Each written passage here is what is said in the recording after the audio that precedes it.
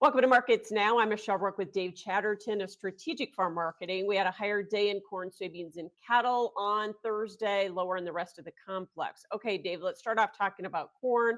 The bull spreads have been working the last couple of days in the corn market. Is that evidence of strong underlying demand, or are farmers just not selling?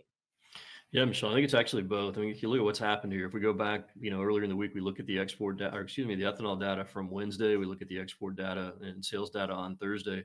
Both of those metrics were really showing kind of impressive corn demand here. Both numbers well ahead of the pace that they need to be at on a seasonal basis to hit the USDA annual targets. And in the meantime, farmers have been pretty reluctant sellers here. Farmers are just looking elsewhere. They're focused on getting ready for planting. We've got a few beans in the ground in our part of the world, but certainly that's going to pick up here in the coming week as we get temperatures warm up and we dry out. So I think it's a combination of both. It's worked. It's been to a lesser degree in the bean complex, but certainly it's reflected itself in corn. Here we got above the 100-day moving average here on Thursday, and finally finding a little bit of a base of price support underneath the market. You bet. And then some talk of Brazil maybe buying U.S. corn probably drove it a little as well. Yeah, I think so. There were rumors on Thursday of Brazil buying somewhere between 2 and 5 cargoes of U.S. corn out of the Gulf.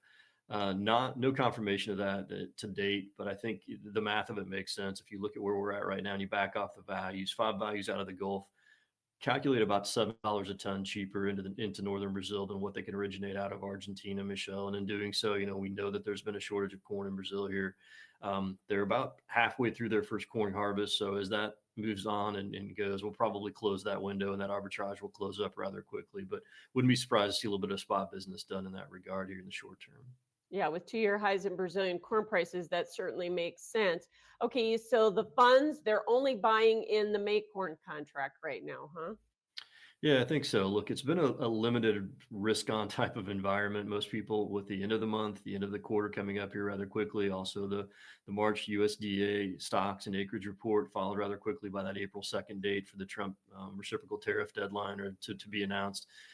A lot of position and book squaring going on here. I think, we see in other outside markets such as gold and some of the precious metals and the safe haven assets that money is kind of gravitating a little bit to the sidelines here, Michelle. So I think fund managers keeping their positions rather muted here in the front of the market where there's a bunch of liquidity and trying to be as nimble as they can there. I think they're willing to harvest pennies and nickels here as opposed to waiting for dimes and quarters. And Dave, soybeans came back late as well. Were they just following corn, or was there something else driving beans? Yeah, as far as we can tell, Michelle, I think they're just a follower here. Most of that action was in the front, the back of the bean market of the new crop contracts, a little bit weaker here on the day. Certainly a little bit of spread activity going on back and forth there, but I think it's the push pull of what's happening. Just, beans being kind of pulled along here by corn. We're seeing the farmer also a reluctant seller in that regard. Not a lot of beans out there in terms of what the producer has left to sell. Some of the processors in the Midwest here have been pretty active on pushing for bean coverage here, but it doesn't look like it's a dire situation. It's just a situation where I think the focus is on planting here, and the farmer's going to be tied up here for a while, not wanting to move grain. No doubt. We have been amidst this record harvest in Brazil, although our market hasn't fallen apart. And is it just because the basis levels in Brazil have been staying fairly strong?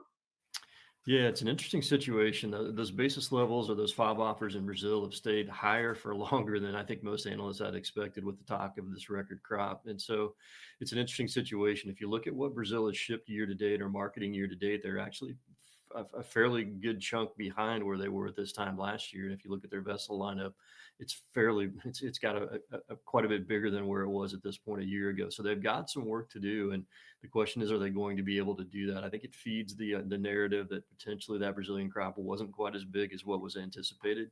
We'll have to wait and see how those numbers kind of ferret themselves out in the coming months here. But it's certainly helpful to our marketplace. We had not a great week of soybean sales according to USDA, but China was still the number one buyer within that mix, and we're still seeing a few beans slip that way. So the more that we can, I don't want to call it steal back, but kind of claw back in terms of that record harvest in Brazil, we'll certainly take. And the wheat market sitting back here again today. Are we taking weather premium back out, or was that this cancellation on the exports on the weekly basis that weighed on that market? Yeah, I think it's more on the export side. A couple of things there. One, I think, we had the export cancellations. It looks like Panama, there might have been a clerical error. They were marked as a very large buyer last week. It looks like those sales were reversed this week in clerical fashion and causing most of those cancellations. But I think there was also some issue here with this rumor that about the Russian sales here, and whether or not that was actually happening into Iran. A lot of cash sources seem to doubt that. So just a little evening up there. And I think, like I said, it's the give and take of the wheat market. If you don't like it today, wait till tomorrow. It'll be the different direction and so on and so forth. Yeah, quite the roller coaster. You mentioned end of the month, end of the quarter. You've got the big reports on the 31st, plus tariffs on the 2nd. How does the market work through all of this, Dave? Yeah, and I mean, I just think that's where we're at, Michelle. I mean, there's a lot of uncertainty out there right now, and it seems like we get differing geopolitical headlines just about every day, and many times intraday, different directions from morning to afternoon, and vice versa. A lot of this comes out in the evening when the trade has a tough time digesting it. So it's created that unease of kind of where we're going. And like I said, if you look at the trade volume, it's been coming down. If you look at open interest, it's been falling. I think the fund positions in corn now under 100,000 contracts of net length. That's something that probably was unthinkable here just a month or so ago. So we've really seen a little compaction here of that risk appetite in the grain complex. And we need a little bit of a story here. We need something different that is going to ignite and sustain a rally. Right now, I think we're lacking that. We'll see what the data has to say. Certainly, there's a lot of speculation on what these planted acreage numbers are going to be and what that implies for the new crop balance sheets. No doubt. You mentioned the word uncertainty. We heard that a lot after the Fed chairman announced last or yesterday that they were going to leave interest rates unchanged. But Chairman Powell used the word uncertainty to talk about the economy and kind of their path forward several times. What is that indicator? What is the market, I guess, showing us about what's going to happen next? Yeah, I think he's in a pretty tough spot here, and uncertainty. I don't know how many times it was quoted in his remarks, but it had to be over 10.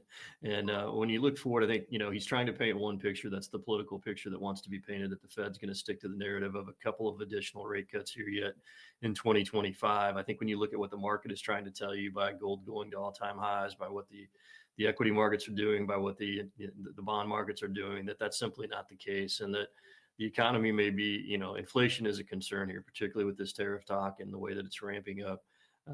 It has the market's concern here, and I think it's a situation where the strength of the dollar is a great indicator that those rate cuts simply probably aren't going to develop the way that they've been laid out here. And so we'll see how that story goes, but certainly the market has its doubts about, and I think the chairman is trying to feign that just a little bit in his comments.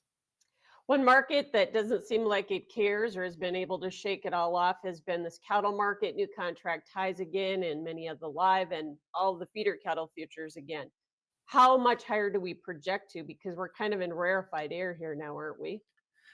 We are. I think you actually might want to look at the cash market and kind of get an idea of that. If you look at, the bids and excuse me, the offers this week, I mean, certainly we're looking for higher trade. We're going to probably wait a little closer to the cattle and feed report on Friday to develop that cash market trade. But the offers are up there. If you look at what happened, in these June futures today and, what's happened, we're a bit higher 7 of the last 10 days. I think last week we had about an $8 positive basis cash to where the June futures were at. We've cut that back a little bit here, but you look at that high in the cutout, the next target is going to be a 240 level. We're around that 239 mark where we are today.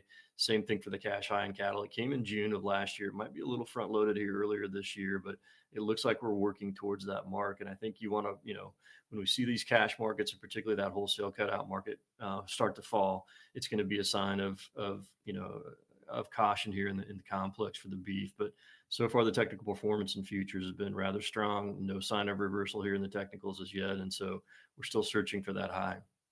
Yeah, and we did get a push from the weather yesterday. Slaughter figures were down, but kind of have rebounded here today.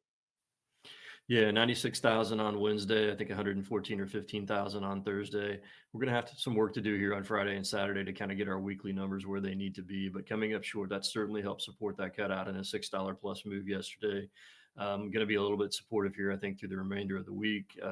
Thursday, the first day of spring, we're talking about wholesalers buying for the grilling season coming up here, and I think we'll get the cattle on feed numbers on Friday, but some contention here that the smaller on feed numbers are taking precedent over worry about consumer spending and consumers kind of dialing back a little bit. Heavyweight cattle, I think, are still out there and still an impediment to maybe the ultimate upside, but that's something that we'll keep an eye on. You bet. And we probably won't see cash till after the cattle on feed, you think? I think it's going to be close. Yeah, you could see a few three going through here early in the day tomorrow, but I think for the most part we're going to want to see what those numbers say, and both sides are pretty far apart here from what we could tell on midweek. Thanks so much, Dave Chatterton with Strategic Farm Marketing. That's Markets Now.